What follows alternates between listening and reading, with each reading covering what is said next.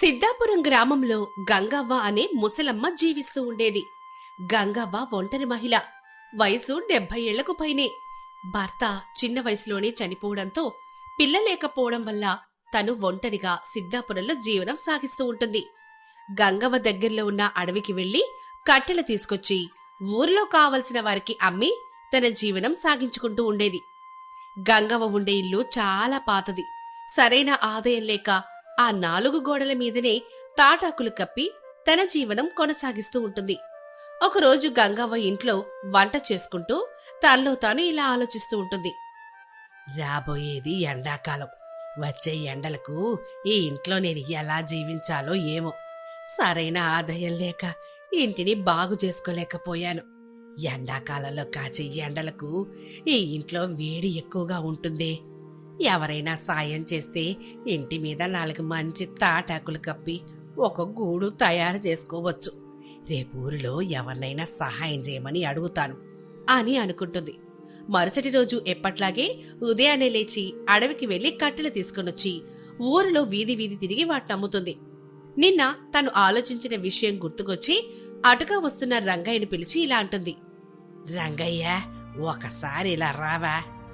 ఏంటి ముసలమ్మా, ఏంటి సంగతి? అదే రంగయ్య, ఎండాకాలం వస్తుంది. ఈ సంవత్సరం ఎండల తీవ్రత ఎక్కువగా ఉంటుందని అందరూ అనుకుంటుంటే విన్నాను. అయితే నన్నేం చేయమంటావు? అది కాదు రంగయ్య, నువ్వేమైనా సాయం చేస్తే నా ఇంటి పైన 4 తాటాకులు వేసి కొప్పుకుంటాను. నాకు సరైన ఆదాయం లేక ఇంటిని బాగు చేసుకోలేక పరిస్థితిలో ఉన్నా. ఈ ఎండాకాలం ఎండలకు ఆ ఇంట్లో ఉండడం చాలా కష్టం అవుతుంది రంగయ్య. కాస్త ఈ ముసలి దాని మీద దయ చూపించి ఏదైనా సాయం చేస్తావని పిలిచాను. భలేదు అని ముసలమ్మ, ఏదో కొంపలు మునిగిపోయినట్టుగా నన్ను దారి మధ్యలో ఆపి నీళ్లు బాగు చేయమని చెప్పి అడుగుతావా? ఇంకా నాకు వేరే పనులు లేవనుకుంటున్నావా ఏంటి? సర్లే, చెప్పావుగా, చూద్దాంలే అని చిరాకుగా సమాధానం చెప్పి అక్కడి నుంచి వెళ్ళిపోతాడు. తన మాటలకి ముసలమ్మ చిన్నబుచ్చుకుంటుంది. అలా వెళుతూ దారి మధ్యలో రాధిక కనిపిస్తుంది. తను కూడా ఇలాగే సహాయం అడుగుతుంది. చూడు ముసలమ్మ, ఈ రోజుల్లో అందరి ఇళ్లలో ఖర్చులు ఎక్కువైపోయాయి. ఎవరికి వారింటిని గడపడమే కష్టతరంగా అయిపోయింది. ఇలాంటి సమయంలో నువ్వు సహాయం అడిగితే చేయడం కొంచెం కష్టమే, ఏమీ అనుకోవద్దు అని చెప్పి అక్కడి నుంచి వెళ్ళిపోతుంది. ముసలమ్మ దీనంగా అడుగులో అడుగేసుకుంటూ ముందుకొస్తూ దారిలో కనిపించిన మరో 2 ముగ్గురిని కూడా ఇలాగే సహాయం చేయమని అడుగుతుంది. కాని ఎవ్వరికీ కూడా వారికి వారే సాకులు చెప్పి వెళ్ళిపోతారు. నీరసంగా ఇంటికి చేరుకుంటుంది ముసలమ్మ. ఇంటి దగ్గర తనలో తాను ఇలా అనుకుంటుంది. నా పరిస్థితికి ఎవ్వరూ బాధ్యులు కారు. అదే నాకు కొడుకో కూతురో ఉంటే నాకు ఈ పరిస్థితి వచ్చేదే కాదు. ఆ భగవంతుడు నన్ను ఎవ్వరూ లేని ఒంటరిని దాన్ని చేసి బాధ పెడుతున్నాడు. ఆయన అనుకొని ఏం లాభం? రాను రాను ఊర్లో జనానికి సాయం చేసే గుణం పూర్తిగా తగ్గిపోతోంది. ఎవరిని నిందించినా ప్రయోజనం లేదులే, మన గురించి మనమే ప్రయత్నించాలి అని అనుకుంటుంది. ఎప్పటిలాగానే మరుసటి రోజు అడవికెళ్లి కట్టెలు మోసుకుంటూ వస్తూ దారిలో ఒక కుండ గుహ దగ్గర సేద తీరడానికి ఆగుతుంది. కాసేపు అక్కడ కూర్చుంటుంది. కొండ గుహలో నుంచి చల్లని గాలి రావడాన్ని గమనిస్తుంది. నేను ప్రతిరోజు ఇక్కడి నుంచి వెళ్తున్నాను, ఇటు నుంచే వస్తున్నానే, కాని ఈ కొండ గుహని నేను సరిగా గమనించలేదు. బయట ఇంత వేడిగా ఉన్నా లోపల నుంచి చల్లగా గాలి వస్తుందే, లోపల ఎలా ఉందో ఒకసారి చూస్తే బావుంటుంది అని లోనికి చిన్నగా అడుగులేసుకుంటూ వెళ్తుంది. లోపల ఏమైనా జంతువులున్నాయేమోనని భయంతో లోపలికి వెళ్తూ చప్పట్లు కొడుతూ చప్పుళ్లు చేస్తూ లోపలికెళ్తుంది. కొంత లోపలికి వెళ్ళిన తర్వాత అంత చీకటిగా ఉంటుంది. తను చేసిన చప్పుడుకి ఎటువంటి అలికిడి లేకపోయేసరికి ఆ కొండ గుహలో ఎటువంటి జంతువులు లేవని నిర్ధారించుకుంటుంది. అక్కడ చల్లగా ఉండడాన్ని గమనిస్తుంది. తను నిదానంగా మళ్లీ బయటికొచ్చి తన కట్టెల మోపును తీసుకుని ఇంటికొస్తుంది. రాత్రి సమయంలో నిద్రిస్తూ ఇలా ఆలోచిస్తుంది. ఇందాక చూసిన గుహ నివసించడానికి చాలా అనుకూలంగా ఉంది. లోపల వాతావరణం కూడా చల్లగా ఉంది. ఇప్పుడు కాస్తున్న ఎండల్ని తట్టుకొని ఉండాలంటే ఆ గుహ ఒకటే సరైన ఏర్పాటు. రేపొక దీపం తీసుకొని కొండ గుహలోకెళ్ళి అంతా పరిశీలించి చూస్తాను అన్నీ అనుకూలిస్తే రేపటి నుంచి అక్కడే నివాసం ఉండొచ్చు అని అనుకుంటూ నిద్రిస్తుంది. ఉదయాన్నే లేచి రోజులాగే అడవికెళ్ళి కట్టెలు తీసుకుని వస్తూ ఆ గుహ దగ్గరికొచ్చి ఒక దీపం తీసుకుని లోపలికెళ్తుంది. లోపలంతా పరిశీలనగా చూస్తుంది. అంతా చాలా చక్కగా కనిపిస్తుంది. లోపల ఎటువంటి జంతువులు వ్యర్థాలు కూడా లేవు. గుహను శుభ్రం చేసి అక్కడే నివాసం ఉండాలని నిర్ణయించుకుంటుంది. బయటకొచ్చి గుహ చుట్టూ తిరిగి చూస్తుంది. కొండ గుహ చుట్టూ ప్రక్కల వాతావరణం అంతా నివసించటానికి అనుకూలంగా తనకు అనిపిస్తుంది. కట్టెల మూపు తీసుకుని ఇంటికి వెళ్లిపోతుంది. వాటిని ఊర్లో అమ్మేసి మరుసటి రోజు ఉదయాన్నే తన ఇంటి సామాన్లు మొత్తం సర్దుకొని గుహ దగ్గరకు వచ్చేస్తుంది. ఒక కాగడ వెలిగించుకుని కొండ గుహలోకి వెళ్లి గుహని మొత్తం శుభ్రం చేస్తుంది. గుహ బయట తన వంటకు కావలసిన ఏర్పాటు చేసుకుంటుంది. గుహ బయట వంట చేసుకుని గుహలో ఉంటుంది. ఆ రోజు నుంచి ముసలమ్మ ఆ కుండ గుహలోనే జీవనం సాగిస్తూనే ఉంటుంది. ప్రతిరోజు అడవిలో కట్టెలు తీసుకొని ఊర్లోకి వెళ్లి కట్టెలు అమ్మేసి తనకు కావలసిన నిత్యావసర సరుకులు తీసుకొని మళ్లీ తిరిగి అడవికొచ్చి ఆ కొండ గుహలోనే ఉంటుంది. ఒకరోజు ముసలమ్మ వంట చేసుకుంటూ ఇలా ఆలోచిస్తూ ఉంటుంది. ఈ సంవత్సరం ఎండల తీవ్రత చాలా ఎక్కువగా ఉంది. ఈ వేడిని తట్టుకుంటూ ఆ గుడిసెలో ఉంటే నేను అల్లాడిపోయేదాన్ని. ఆ భగవంతుడు నాకు సరైన దారి చూపించాడు. ఆ కొండ గుహలో వాతావరణం చాలా చల్లగా ఉంది. చుట్టూ అడవి, పచ్చని చెట్లు నాకు చల్లని నీడనిస్తున్నాయి. వీటి వల్లే గుహలో వాతావరణం చల్లగా ఉంటుంది.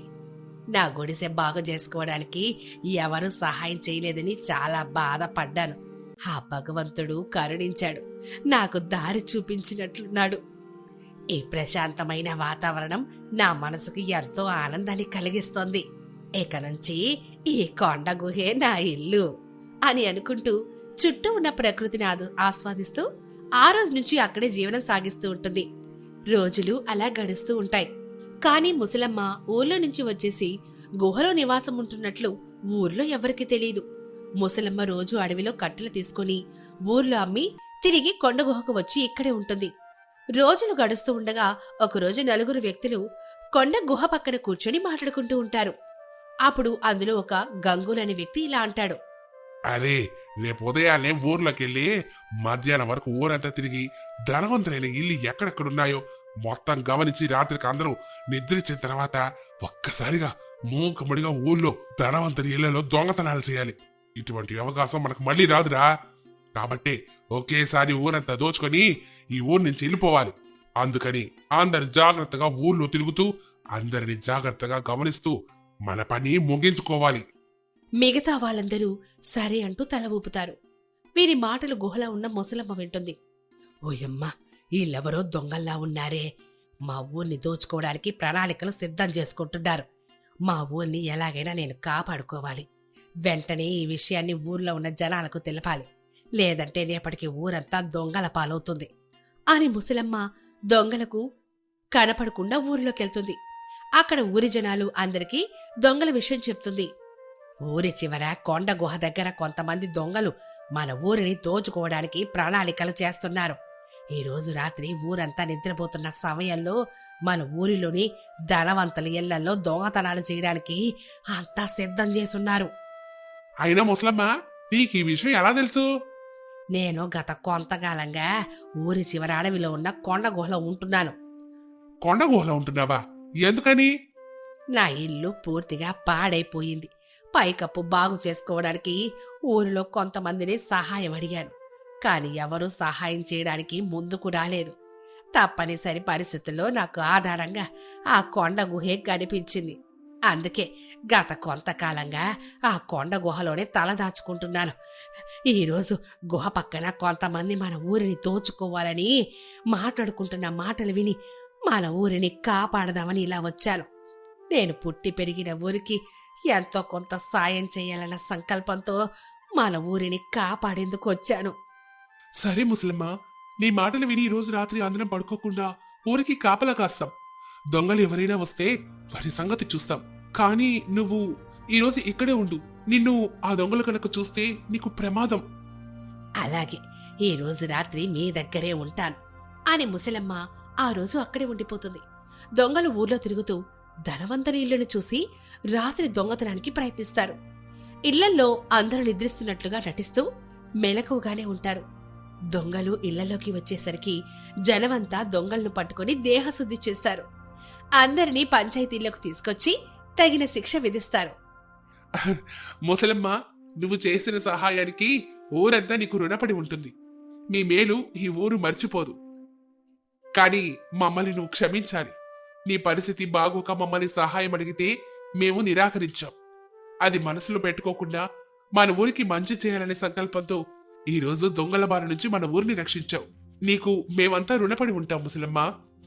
అదేం లేదు రామయ్య, నేను పుట్టి పెరిగిన ఊరు దొంగల పాలవుతుంటే చూస్తూ ఊరుకోలేకనే అందుకే నా వంతేదో సాయం చేశాను.